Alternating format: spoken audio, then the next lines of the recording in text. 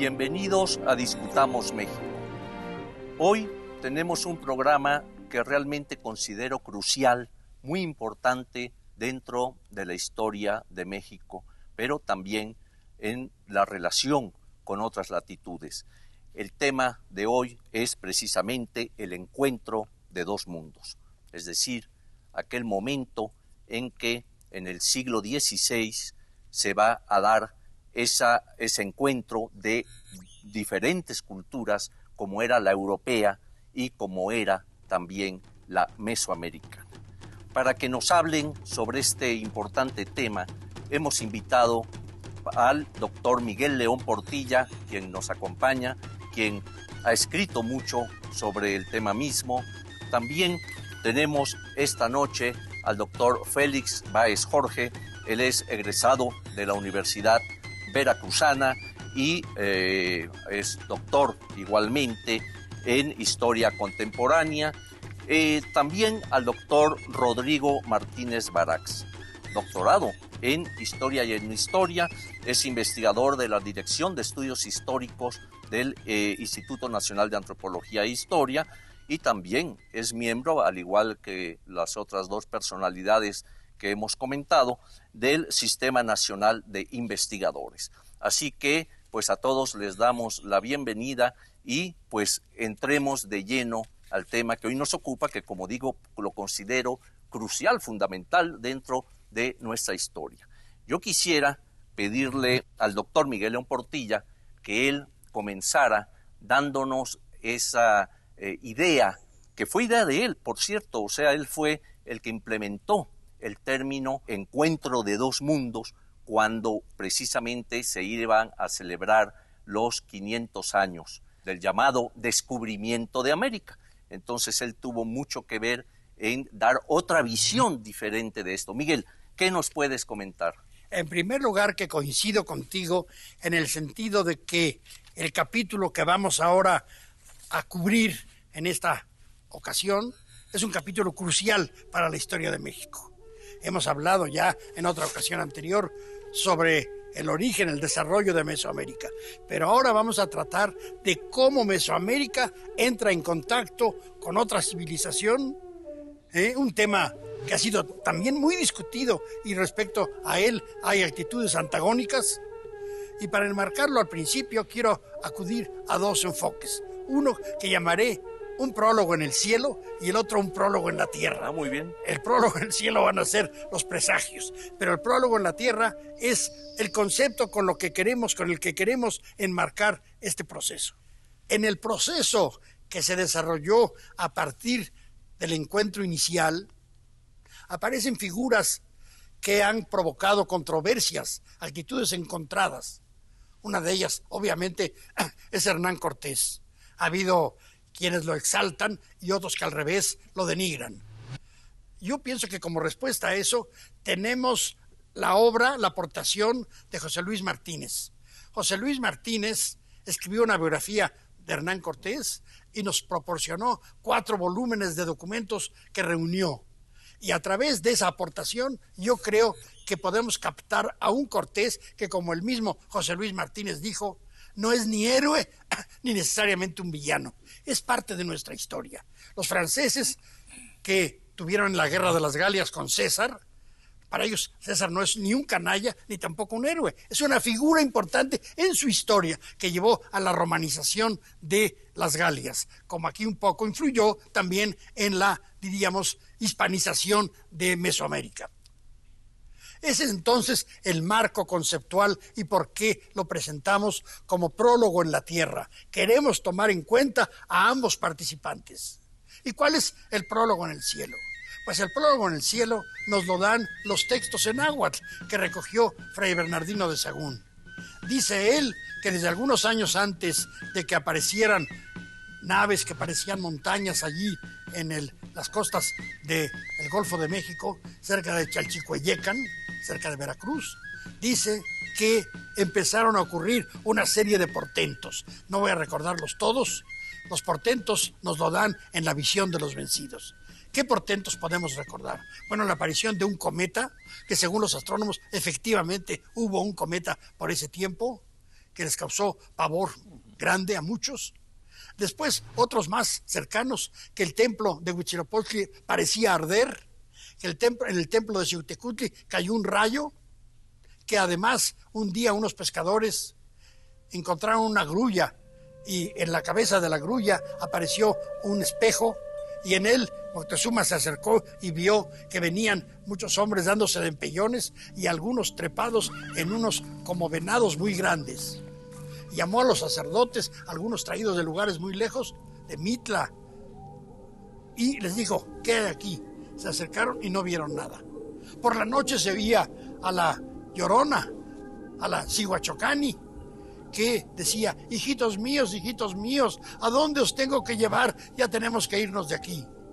Ese es el mundo de los presagios. ¿Fueron verdad los presagios o no fueron verdad? Eso también tenemos un paralelo que nos dan los libros de Chilam Balam del ámbito maya. Ya vienen los rubicundos, los comedores de anonas, los que traerán un palo cruzado que nos van a hacer que nuestros dioses nos abandonen. A castrar el sol. Van a castrar al sol para que su flor reverdezca, van a castrar al sol. Hablan de pecado, todo es pecado. Otra vez, los pronósticos. Bueno, y esos pronósticos, repito, esos presagios, ¿realmente existieron? Yo prescindo de si existieron o no existieron, pero sí creo yo que al menos post factum son un intento del hombre náhuatl, del hombre mesoamericano, maya también, por meter a los que han llegado dentro de su visión del mundo. En vez de que estén ahí sueltos, los voy a capturar. En el caso de los mayas es patente. Los voy a meter en los cómputos calendáricos de los catunes. Y una vez que entren en ellos, van a estar ya sometidos a los ciclos. Y se van a tener que ir también un día. Y aquí esto nos va a explicar por qué están ocurriendo tantas desgracias desde el momento en que se iniciaron las luchas con Hernán Cortés. Son dos prólogos muy dramáticos que nos facilitan tal vez la comprensión. Uno es moderno y el otro es de los propios mesoamericanos.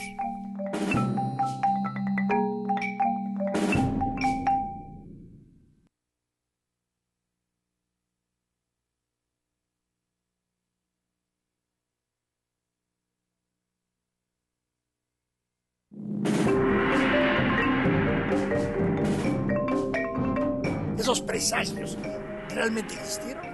Yo prescindo de si existieron o no existieron, pero sí creo yo que al menos post factum son un intento del hombre náhuatl, del hombre mesoamericano, maya también, por meter a los que han llegado dentro de su visión del mundo. Miguel, dentro de este encuentro hay también uno muy señalado, que es aquel momento en que Cortés llega precisamente a Cozumel, por allí empieza a costear lo que sería toda esta región maya y encuentra que hay españoles que han naufragado, ahí están Jerónimo de Aguilar, ¿verdad? Está Gonzalo Guerrero, y es muy importante ver la actitud de cada uno de estos dos españoles que habían llegado en años anteriores a lo que sería la Nueva España y cómo tienen actitudes diferentes ante la invitación de Cortés para que se unan a sus huestes, ¿no? Claro, Gonzalo Guerrero le dice,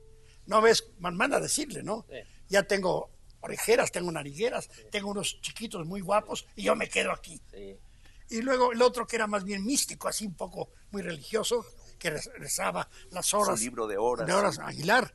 Él se presenta a las tropas a que llenan los españoles y dice, yo soy de Écija. Y lo veían tan quemado, tan tostado, que creyeron que era un indio. Sí. Ahora les iba a ser valiosísimo, porque después con la Marina, la Malinche, que además yo creo que no es nada de traidora, es una mujer inteligentísima, sí. Que tienen un sistema ya perfecto, pues no perfecto, por lo menos automático de traducción, ¿verdad? Hernán Cortés le habla a Aguilar en español, Hernán Cortés le habla en maya a Marina y Marina va a hablar en náhuatl ya allí en Zempoala con los primeros mexicas que se encuentran. Es una cosa magnífica que tuvo, y de veras son dos encuentros muy diferentes.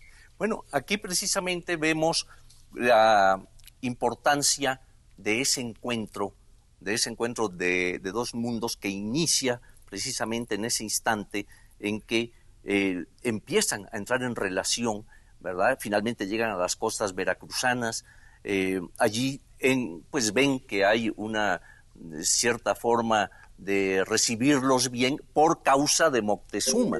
Es decir, se le brindan bastimentos a los españoles, se les dan ciertas pues garantías y se quejan de inmediato y dicen, es que el Señor detrás de los volcanes nos tiene sometidos, ¿verdad? Con este sistema mesoamericano del tributo, de conquistar pueblos, de imponer un tributo para la metrópoli, en este caso para Tenochtitlan, y eso va a ser la perdición también para Tenochtitlan, ¿no? Entonces, inmediatamente Cortés manda a encallar las naves, que no quemarlas, a encallarlas, y a partir de allí sienta un pie firme, digamos, para poder avanzar. Pero a mí me gustaría mucho, Rodrigo, que nos platicaras con lo que habíamos iniciado. Es decir, este encuentro de dos mundos que en ese momento se está dando, ¿verdad?, en pleno siglo XVI, a comienzos del siglo XVI, pero ¿cuál es su repercusión? ¿Cómo podemos verlo inclusive desde la actualidad, ¿no? ¿Qué reflexión podrías hacernos sobre este aspecto de lo que comentó Miguel León Portilla? A mí esta idea de Miguel, me resisto a decirle Miguel, para mí es Don Miguel. No, pero Miguel, punto. Es tremendamente importante para México, para los mexicanos, esta idea de encuentro de dos mundos. Es importante sin duda porque efectivamente no hubo descubrimiento, Cristóbal Colón nunca supo que había llegado a América, todas esas ideas que ya sabemos. Es importante también para ver esta idea de la visión de los vencidos, la visión de los vencedores, las diversas visiones, incluyendo la africana, que confluyen en ese momento. Pero aún más importante que esta cuestión de las visiones, esta cuestión ideológica, es que estos dos mundos, para mí, son América, por un lado, y por el otro lado, no España, sino Europa. Asia y África. Claro. Todo el resto. Todo el resto. Que habían permanecido aislados durante miles de años. Cuando entran en contacto, suceden consecuencias tremendamente importantes que solamente con ese concepto de encuentro de dos mundos podemos comenzar a entender. Y bueno, la mera verdad, la verdad sea dicha, los mexicanos siempre tenemos un complejito por ahí. Fuimos conquistados, pobrecitos, somos los buenos y sin embargo nos ganaron los malos.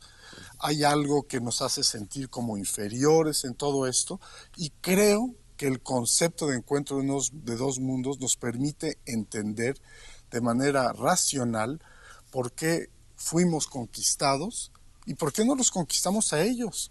¿Por qué no nos subimos a los barcos de los conquistadores y fuimos y conquistamos España? Hay una novela, un libro de D'Artís, un español del exilio, ¿verdad? Que los mexicas van a España y conquistan. Por ejemplo, a Santiago de Compostela le quitan lo de Santiago y le pone Compostela de Tezcatlipoca. Por ejemplo, ¿por qué no sucedió eso? Como que no tenemos una verdadera explicación más que una especie de complejo de inferioridad de los mexicanos. Y que esta idea nos ayuda a entenderla. ¿Qué fue lo que pasó allí? Para entenderlo, el chiste es saber cuáles son las diferencias que se fueron dando entre ambos mundos durante estos miles de años de separación. Si aquí la gente desarrolló la agricultura miles de años después que en el viejo mundo, no se debe a que fuéramos inferiores, es decir, que ocupamos un espacio pues mucho después, no necesitábamos la agricultura. Si la civilización que aquí se desarrolló de manera magnífica, pero se desarrolló después, fue por la misma razón, por un retraso objetivo.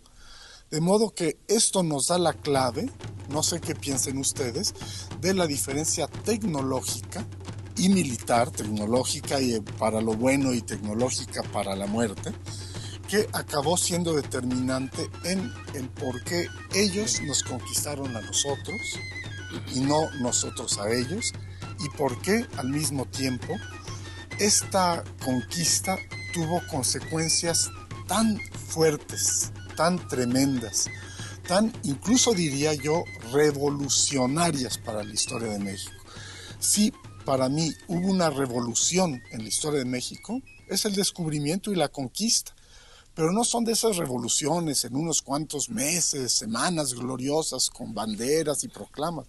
No, las revoluciones verdaderamente profundas que cambian todos los aspectos de la vida humana y natural, aspectos tecnológicos, de alimentación, de pensamiento, de religión, todo. Si hubo esta revolución fue por estas diferencias que se fueron generando entre ambos mundos y nos permiten entender esta revolución. Y agrego que esta larga revolución, que empieza en 1492 o en 1519, como queramos, sigue surtiendo efecto aún hoy en día. Y hasta diría yo que las revoluciones de independencia y la Revolución Mexicana solamente las podemos entender profundamente en función de esta gran revolución que fue el descubrimiento, la conquista, el encuentro de dos mundos.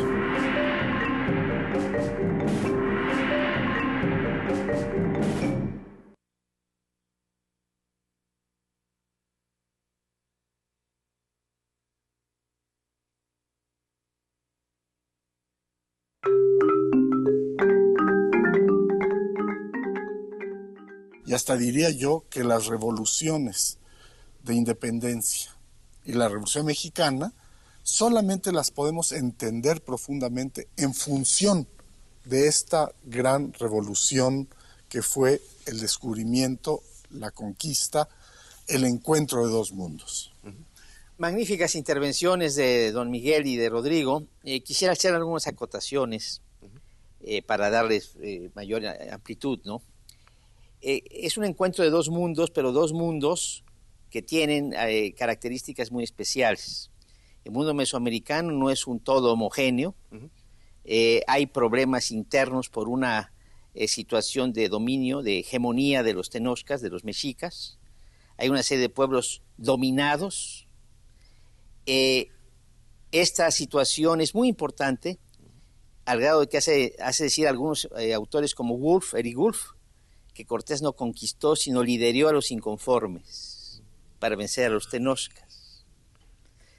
Y luego España no es una entidad tampoco homogénea. Acaba de triunfar Castilla expulsando a los moros. La gramática de Nebrija se sale a la luz para enseñar el castellano. Es una entidad pobre. Y se ve el Nuevo Mundo como una opción de oro, dice don Miguel en uno de sus libros, una opción de tierras, porque los que tienen el segundo lugar, no la primogenitura, no tienen tierras, en Extremadura sobre todo, y una opción de evangelizar, de crear un nuevo modelo. Entonces, en Mesoamérica podemos decir que había una actitud un tanto de estar esperando al otro. Hay una prefiguración del otro. En el pensamiento que nos traen los españoles, hay una actitud en donde el otro no está prefigurado. Esto es muy interesante porque inmediatamente algunas similitudes que se van a encontrar, una virgen que pare a dioses, ya sea Huitzilopochtli o Quetzalcóatl, una forma semejante al bautizo, un ritual semejante a la comunión, el teocualo, donde se come el cuerpo de Huitzilopochtli, formas muy parecidas relacionadas con la manera ritual de hacer penitencia ante los dioses, tienen que ser explicadas. Una tendencia las explica como formas que usa el maligno para engañar a los indios y darles una serie de elementos de manera tergiversada de la verdadera religión. Y otra forma es decir que estuvo aquí predicando, ¿verdad? Mucho antes de que llegaran los españoles, Santo Tomás. Claro. Entonces, esto es muy interesante porque hay dos actitudes en ese encuentro. La actitud española lleva a satanizar estas similitudes, lleva a satanizar a estos dioses. Parece que la idea que figura ahí es dioses falsos o demonios verdaderos. Esa es la duda, ¿no? Y esta satanización, Hércules es equiparado a Huitzilopochtli, la Ceres es Chicomecoatl, Venus es Tlazolteotl, etc., con variantes en Sagún, en Torquemada, en Durán, etc., lleva también a descalificar las maneras rituales, las construcciones religiosas de los pueblos americanos. Esto es muy interesante porque no solamente es una discusión de si son hombres o no allá en Valladolid, es una manera en donde tú discriminas al otro porque creen algo que es falso, algo que el español, califica de demoníaco. Y es muy interesante porque al correr de los años, al llevarse a cabo la evangelización con todos sus procesos diversos, el énfasis agustino en una parte, el énfasis franciscano en otra, el énfasis jesuita más tarde, dejando más libertad a las expresiones, es muy interesante porque este proceso de llevar la idea de que son satánicos los dioses tiene una contraparte dialéctica. Los indígenas, algunos de ellos toman al diablo como referente y se ubican junto a él porque es el único ser a lo que los españoles temen como un gran enemigo. Y luego más todavía, los indígenas a los santos, que son los intermediarios con la divinidad central que es Cristo, los indígenas le atribuyen un concepto fundamental, los nahualizan. Todos los santos que tienen en su iconografía animales, pensemos en San Jerónimo, pensemos en San Francisco, en San Marcos, San Roque en San Miguel, con su perro. San Miguel que tiene a Dragón, que Sí. es la deidad está emplumada, son nahualizados. Tan importante es esto que el Tercer Concilio Provincial Mexicano, en 1585, prohíbe que se sigan haciendo altares con imágenes donde haya santos con animales. Esto sobre todo el obispo Parrás lo describe en Guatemala, estos famosos huachivales, los bailes que tienen los mayas guatemaltecos, los quichés sobre todo, con animales danzando, que dice el obispo Parrás, está escondiendo al maligno, ¿verdad?, en el santo, ¿no? Entonces, yo creo que este encuentro es muy rico, hay muchas cosas además tecnológicas que hay que ver, pero yo me quise referir a esta parte ideológica, claro, porque finalmente es la que va marcando las rutas del intercambio, de cómo ve el uno al otro.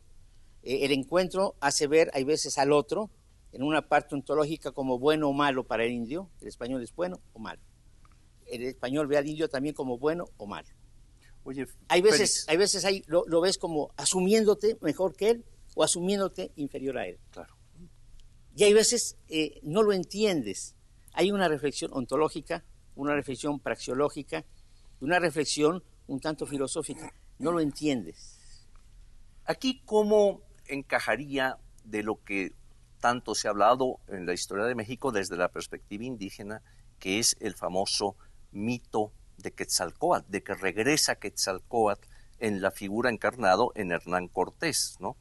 Y entonces, ¿cómo se da esto? Porque yo en realidad creo que si así fue, en muy poco tiempo se dieron cuenta que no era tal y andaban tratando de ver cómo atacar al ejército español, ¿no?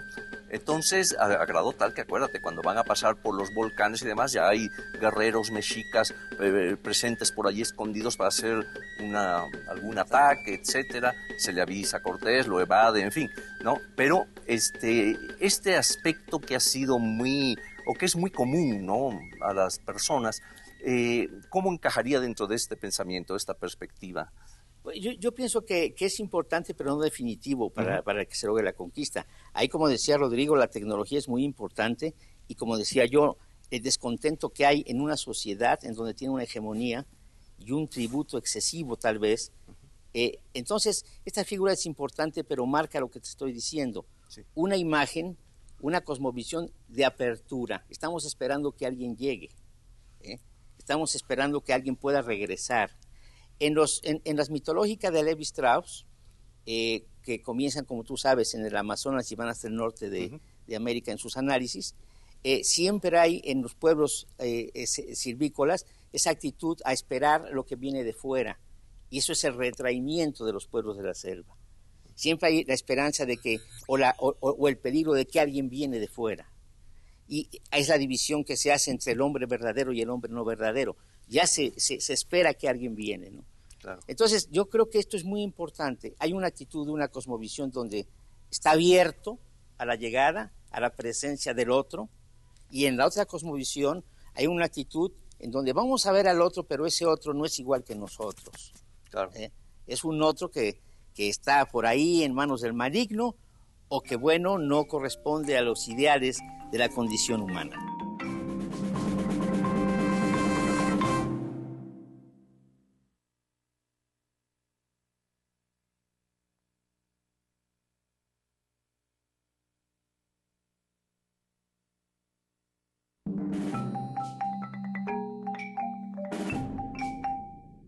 Aquí, ¿cómo encajaría el famoso mito de Quetzalcóatl, de que regresa Quetzalcóatl en la figura encarnado en Hernán Cortés? Hay una actitud, una cosmovisión donde está abierto a la llegada, a la presencia del otro, y en la otra cosmovisión hay una actitud en donde vamos a ver al otro, pero ese otro no es igual que nosotros. Bueno, aquí podríamos ya ver cómo de ese encuentro, ¿verdad?, que se va a dar por un lado violentamente, lucha armada, guerra, de conquista, defensa, etcétera, y por el otro el aspecto de espiritual, como dice Ricard, ¿no?, la conquista espiritual, ¿no? Es decir, estas dos armas, una en manos de la iglesia, la otra en manos de los soldados, va a ser o va a tener un aspecto importantísimo. Es decir, el asedio a Tenochtitlan, que dura 70 y tantos días, casi 3 meses, en fin, cómo están luchando unos contra otros, cómo viene esta unión que, como tú decías, producto quizá de esta imposición, que los mexicas tenían esa hegemonía, ese control y esa explotación de los pueblos indígenas que habían conquistado militarmente y que les imponían un tributo, lo cual hace que vean en cierta forma una, vamos a decirle, esperanza, ¿no?, de que ahora pues van a poder reivindicarse y van a liberarse de aquel yugo azteca, ¿no? Entonces, se dan estos combates violentos, sabemos todo lo que ocurre con Moctezuma, donde están las dos versiones, ¿no? Me gustaría saber, Miguel, ¿qué opina de esto? Bueno, pues estas dos versiones, la indígena y la española de la muerte. Las da muy bien Ixtlilxóchitl, que dice, unos dijeron que de una pedrada que le dieron los propios mexicas cuando salió al balcón para tratar de calmarlos a instancias de lo que le pidió Cortés, y otros dicen que no, que cuando se fueron los españoles le dieron unas estocadas en el bajo vientre, y seguimos entonces en la incógnita. Yo lo que quisiera ahora ampliar un poco lo que estaba diciendo el maestro, el doctor Báez Félix, respecto del cambio de imágenes y de concepciones. Los mexicas creen al principio, efectivamente, que es Quetzalcóatl y los teteo, los dioses. Pero si vemos, por ejemplo, en los relatos que recogió Sagún en náhuatl, dice, son popolocas después de la matanza del Templo Mayor. Y luego también dice, parecen monos, ¿cómo les atrae el oro? Así con esas palabras, parecen monos. O sea, ya no creen que son dioses, ya no. Ahora, a su vez, los españoles, yo creo que también fueron variando. Desde que, por ejemplo, Ramírez de Fuenleal llega en 1533, presidente de la Segunda Audiencia, un hombre humanista muy abierto, le encarga a Olmos que vaya a recoger textos y información sobre las antiguayas, recoge Olmos los Huehuetlactoli y se queda pasmado. El oidor Zorita, Alonso de Zorita, años después, dice que le pidieron una serie de informes Felipe II y que dice en el informe que no se vaya a creer vuestra majestad que me estoy saliendo de lo que usted me pide, pero quiero que lea estos textos para que se vea cuál es el quilate de esta gente mexicana. Entonces yo me imagino a Felipe II en el Escorial con la gota y a verle qué decían estos naturales. Bueno, sí. Y los españoles, por ejemplo, van captando cada vez más, sobre todo los frailes, ¿no? El padre de las casas, Sagún, Mendieta, Y llega en un momento en que, por ejemplo, Sahagún escribe en un excursus dentro de su obra La Historia General de la Nueva España, dice, su educación era muchísimo mejor que la que estamos nosotros tratando de implantar. Y dice, hablando de los consejos de los padres a sus hijos e hijas, estos discursos, estos Huehuetlactoli, aprovechan más que los sermones que decimos en los púlpitos. Sí. O sea, cosas que eran un poco temerarias para un fraile decir eso, porque el Santo Oficio puede decir, a ver, otra vez repíteme esto, ¿no? Sí. Entonces yo creo que hay procesos de comprensión mutua. Sí. Y yo quiero decir con esto que realmente nosotros como mexicanos que descendemos de ese encuentro, nuestro destino es tratar de buscar la comprensión y no de tratar de desgarrarnos. Pues una tontería eso, ¿no? Claro. Yo sí creo que si venimos de la gran civilización originaria de Mesoamérica y de la gran civilización originaria del cercano oriente en su versión a través de los griegos, de los romanos y en su versión española, pues son dos herencias muy buenas, ¿no? Que deberíamos de aprovechar. Y creo que el proceso que estoy mencionando, pensemos por ejemplo en Don Vasco, ¿verdad? Que hace la utopía de Tomás Moro, la aplica en Michoacán, es notable eso también. O sea, hubo grandes humanistas españoles, Fray Alonso de la Vera Cruz, sí. Admirable, ¿verdad? Todos estos, las casas, todos los frailes que hacen estas gramáticas, que descubren paradigmas que enriquecen a la lingüística universal. O sea, hay aspectos que debemos nosotros cada vez más de profundizar en ellos si queremos conocer cómo se desarrolló el proceso del cual somos una consecuencia. Claro. En la apologética de las casas avanza en una reflexión donde compara algunas instituciones de los pueblos antiguos y las pone encima de Grecia. Claro, claro. En su reflexión, por ejemplo, donde que tiene que ver con la literatura ya en sí, ¿verdad? Propiamente, él habla de un desarrollo humanista en los pueblos mesoamericanos. Claro. Entonces esto es muy importante. ¿Cómo no? Yo me refería desde luego al encuentro inicial. Claro. Este proceso va tamizándose, va enriqueciéndose y va creando realmente esa fusión de la que somos producto, ¿no? Bueno, ya se ha mencionado pues algunos aspectos de lo que es la evangelización, ¿no? Precisamente tú has trabajado en el área de Michoacán, has tratado varios temas de cómo se está dando esto ahí, de la Virgen tal, de tal presencia, ¿no? En Michoacán, acudiendo a lo que decía Miguel León de Tatabasco, pues aprovechemos que nos cuentes un poco de ese aspecto desde la perspectiva que tú has estudiado allá. Sí, ahora con lo que decía Félix, a propósito del demonio, efectivamente, en cualquier momento de encuentro hay incomprensiones mutuas y un proceso de comprensión mutua, pero en el caso de lo que mencionas, eso del demonio, es notable cómo ha perdurado esta idea, aún entre antropólogos y gente seria, ha perdurado mucho. Interpretaciones sesgadas de los europeos también nos permiten, no nos deben de impedir ver las interpretaciones que se dan desde el otro lado. Y precisamente sobre lo que mencionas, Eduardo, el dualismo. Hace un rato mencionaste Dios o dioses. Sí. Para los mesoamericanos, Dios no es un señor con barbas, con todo el respeto a las tuyas. Es un señor y es una señora. Así es. Es un principio masculino y es un principio femenino. Sí. Es como se llama Ometeotl, el dios dual, el dios del dos, de la dualidad. Omecihuatl, Ometeuctli.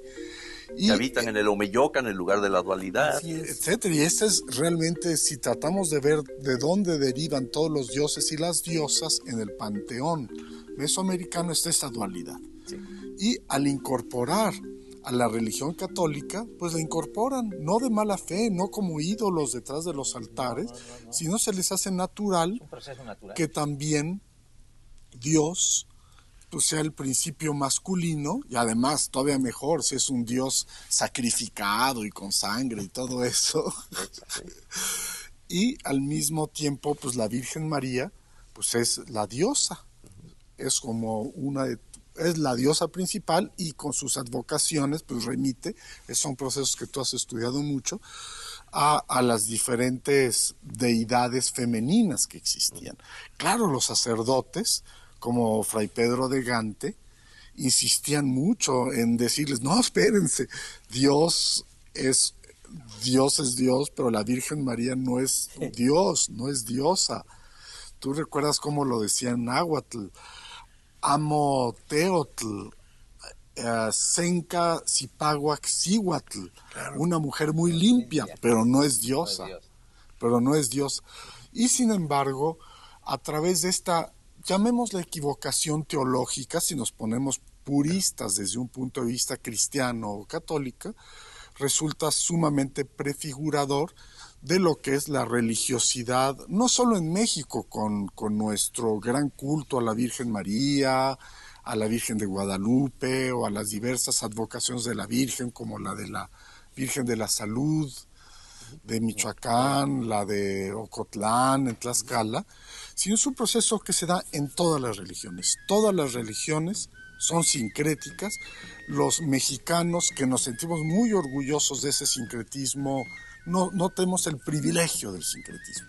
Somos sincréticos entre tantos otros y pues de esta manera este dualismo prehispánico, mesoamericano, se fusionó con bastante armonía con ser un monoteísmo patriarcal, machista, masculinista, el cristiano, y sin embargo la Virgen María está presente no por los indios, porque Hernán Cortés era un gran devoto de la Virgen María, los franciscanos creían en la Inmaculada Concepción, eran muy devotos ellos también de esta no diosa, casi diosa, como muchas católicas feministas ahora están luchando por endiosar a la Virgen.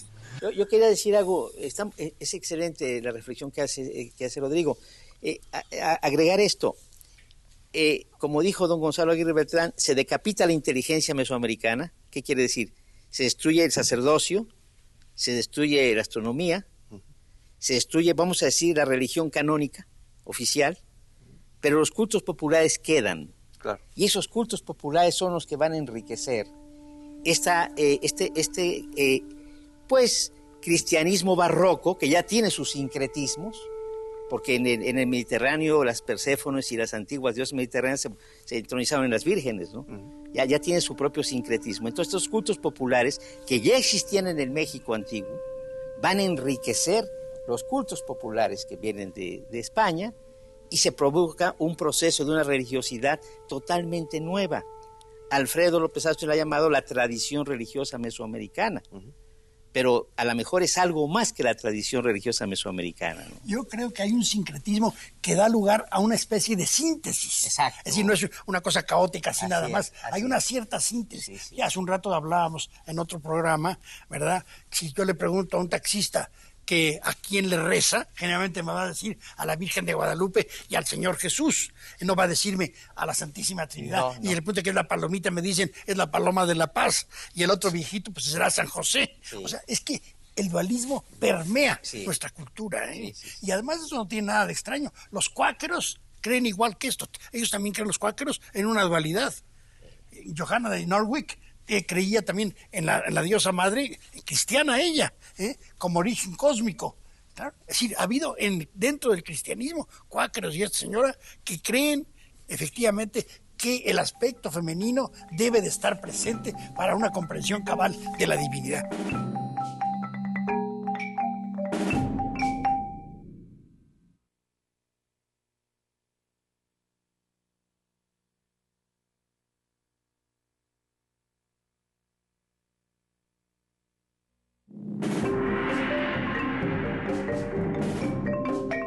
Para los mesoamericanos, Dios no es un señor con barbas, es un señor y es una señora. Así es. Es un principio masculino y es un principio femenino. Sí. O sea, es que el dualismo permea nuestra cultura, ¿eh? Sí. Ahora, hay algo muy interesante y es también la resistencia que se da en ciertos sectores indígenas en contra de todo el nuevo pensamiento traído por los frailes, ¿no? Bueno, bien sabemos, es muy común cómo se las ingeniaba el indígena, que era la mano de obra barata, la que estaba haciendo destruyendo sus templos y empezando a construir sus iglesias ya cristianas, etcétera, cómo se las ingeniaba para colocar algún idolillo por ahí, como lo menciona Motolinía, por ejemplo, dicen Tlaxcala, en México están colocándonos esto, nos están engañando, ¿no? Para que el momento de rezar y demás, en realidad se están refiriendo a las figuras que están allá atrás. Hay otra forma que yo he mencionado mucho, que es la figura de Tlaltecutli. Tlaltecutli es una deidad que se hacía y por lo general iba boca abajo. Es por la forma que para el indígena debería tener esta figura, que siempre iba colocada abajo o boca abajo, porque era el señor o señora de la tierra. ¿Qué ocurre? Viene la conquista, los frailes, los alarifes piden que se escojan bloques con figuras de deidades y demás, y por lo general hemos encontrado que varias bases de columnas coloniales tienen abajo a Tlaltecutli, no a otro dios, porque si estuviera un Tlaloc o cualquier otra deidad, sino que escogen a Tlaltecutli, que es el que debería estar hacia abajo. Yo he escrito por ahí, imagínate la escena, ¿no? Pasa el fraile o el alarife y le dice, oye, que tenéis uno de vuestros demonios allí, no se preocupe su merced, va a ir boca abajo, ¿entiendes? Entonces, sí, es la simulación, pero está escondiendo, ¿verdad? Sí, exactamente, ¿no? Oigan, pero déjenme aprovechar que están los tres aquí. Sí. Tlalteutli, ¿dios o diosa? Tiene que es las doble acepciones, sí. ¿Sí? Lo que tú decías antes también de esta cuestión de la dualidad y demás, tiene el sentido de señor de la tierra, señora de la tierra. En náhuatl, por ejemplo, Tlacat, que quiere decir hombre, también se aplicaba a la mujer como humano, título nobiliario. persona. Tlacacíhuatl. Tlacacihuatl, ¿verdad? Sí. No, este tema es para nunca acabar. Y luego, claro, la presencia, por ejemplo, que se mencionaba ya de la guadalupana, el culto a María de Guadalupe, que ha sido estudiado. Miguel ha publicado allí varias cosas al respecto, ¿no? La Guadalupe, vamos a decir canónica, es decir, la que se aparece en el Tepeyac, la que el texto de Valeriano nos presenta, no es la que tienen en su mente, en las cosmovisiones, todos los pueblos indígenas de México. En los huicholes, por ejemplo, es la que engaña a San José, le pone el cuerno a San José. Ah, carambas. En los pueblos mayas es la luna. Es decir, en las distintas regiones indígenas de México, la Epifanía guadalupana asume las funciones de una deidad agraria o selénica, diferente a la Epifanía de Tepeyac. Esto es parte de la riqueza que estamos diciendo, ¿no? Es decir, no pensemos que todos creen que se aparece a Juan Diego, no. Ahí tiene una vocación asociada a su cosmovisión, generalmente telúrica y agraria, ¿no? Entonces, esto es muy interesante porque muchos del auditorio pensarán que todos los pueblos indígenas ven a la Guadalupe como la vemos. Manera. No. Claro. Es una deidad que tiene nuevas refuncionalizaciones, se resemantiza, ¿verdad? Tiene otras metonimias y tiene otras metáforas, ¿no? Yo creo que como nos estamos acercando al fin de nuestro encuentro aquí, convendría que hiciéramos alguna reflexión final, creo, Eduardo. Es decir, ¿qué significó a raíz o en consecuencia del encuentro de dos mundos todo el desarrollo ulterior, sobre todo en el siglo XVI, que es sobre el cual hemos estado pensando? ¿Qué significó? ¿Qué trajo? ¿Qué nos significa a nosotros hoy día? Bueno, me gustaría empezar entonces ya con una reflexión final con Rodrigo. Claro, pues yo pienso que esto que llamaste la atención, Miguel, es muy importante que lo hayas hecho. Miren, ¿en qué momento sucedió el encuentro de dos mundos? El siglo XV-XVI. Precisamente un momento muy importante. Hoy se habla de globalización. En ese momento estaba iniciando la globalización. No cualquier tipo de globalización. La globalización que iba a conducir no solo a Europa, sino a todo el planeta hacia la globalización capitalista industrial. Así es. Para mí eso es vital. México no fue conquistado en un momento cualquiera, sino en el momento de la transición del planeta. Esta sí es una revolución, el paso de las sociedades agrarias, tributarias, feudales, a la sociedad capitalista industrial.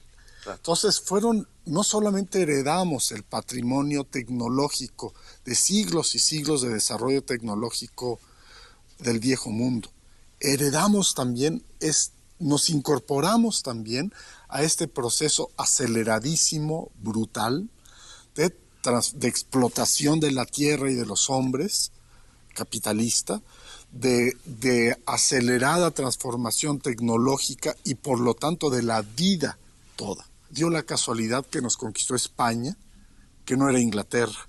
O sea, nos conquistó aquella parte de España más renuente a entrarle a esta carrera al capitalismo. De tal modo, si me dejas acabar, que hubo una especie de adecuación entre los aspectos tradicionales de la cultura española y los aspectos tradicionales, comunitarios, campesinos, tributarios de la cultura americana, que hicieron del periodo colonial un periodo no tan traumático. Creo que los verdaderos golpes vinieron después, en el siglo XIX, cuando nos hicimos mexicanos, y esto ya le da sentido a la revolución de independencia, incorporarnos de lleno a un proceso capitalista, en ese entonces dominado por Inglaterra y a partir del siglo XX dominado por Estados Unidos. Una brevísima reflexión. Yo creo que esto debe de llevarnos a pensar más allá de los ismos que ciertamente caricaturizan el encuentro. Los ismos furibundamente nacionalistas, con un trasfondo indianista, que niega todo este proceso del que ha hablado Rodrigo, incluso niega este proceso de la colonia, ¿verdad?, que es tan importante. Y del otro lado, el otro ismo, el ismo hispanista que niega lo indio, ¿no? Claro. El Vasconcelos, que dice que el Popol Vuh es una obra de tartamudos, por ejemplo, ¿no? Claro. Sí, tenemos que llegar a una reflexión muy importante que nos lleva a pensar que nuestra nación tiene ese problema todavía de constitución formal, porque estos ismos han sido todavía lo que están debatiendo, no en una síntesis, en una reflexión que tome los procesos, ¿verdad?, de ambas partes. A diferencia de Europa, en América el Estado antecedió a la formación nacional, ¿verdad? Entonces todavía este proceso nacional en México se ve obstaculizado por estos ismos que no se ven claramente como síntesis. Miguel. Bueno, una brevísima reflexión. Yo he estado trabajando con motivo de los centenarios sobre los pueblos indígenas hacia 1810, 1910 y 2010. ¿Y qué he sacado? Pues algo como lo que estaba diciendo Rodrigo. Realmente es cuando cambia como un ariete sobre ellos, digamos, la influencia del mundo europeo. Es decir, los pueblos mesoamericanos, los pueblos indígenas, habían tenido sus repúblicas indígenas, sus Altépetl, habían tenido sus juzgados para ellos, habían tenido sus autoridades, claro, y habían tenido también su propiedad comunal, una serie de instituciones que a partir de la independencia se empiezan a bambolear. Después con las leyes de reforma, y a pesar de que la revolución, los zapatistas logran que se incluya en el artículo 27 la restitución, en cierto modo, de los ejidos, después otra vez hemos vuelto a ver cómo se empieza a desmoronar esto. Entonces, los pueblos indígenas se han visto, digamos, ahora sí en serio, y no como en el proceso colonial, que fue muy lento y más de adaptación. Para ellos es un poco terrible, porque participaron muchísimos, yo diría cientos de miles de indígenas, según el dicho aquel, quien hizo la conquista, que decían los indios, y quien hizo la independencia fueron los españoles. Es decir, que forzaron. Por ejemplo, la Constitución de Cádiz, que influyó mucho, y después la de Patzingán, y la de 24, y la de 57, trajeron para los indios muchísimos problemas. Cada vez los marginaron más. Es un poco terrible decirlo, pero creo que es la manera de que nosotros tomemos conciencia de la situación de los indios. Realmente para mí, por ejemplo, el levantamiento de Chiapas fue el gran aldabonazo en la conciencia de México. Claro. Acuérdate que hay indios, ¿no? Sí. Puede haber otros. Y puede Miguel, desgraciadamente el tiempo, bueno, el tema nos da para otro programa, pero el tiempo ya se nos fue. Agradecemos mucho la presencia de nuestros invitados y, desde luego, agradecerles también al público su presencia en lo que hoy se ha discutido. Muchas gracias.